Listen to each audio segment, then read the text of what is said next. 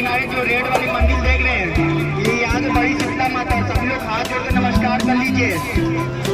ये गंगा किनारे बड़ी शीतला माता है, सभी लोग हाथ जोड़ के नमस्कार कर लीजिए। उसके बगल में देखिए आलिया बाई घाट है, सभी लोग देखिए आलिया बाई घाट, इंदौर की रानी आलिया बाई।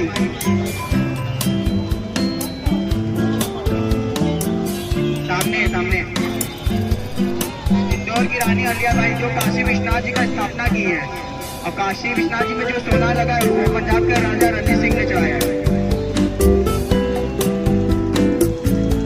उसके बगल में ये मुंशी घाट है।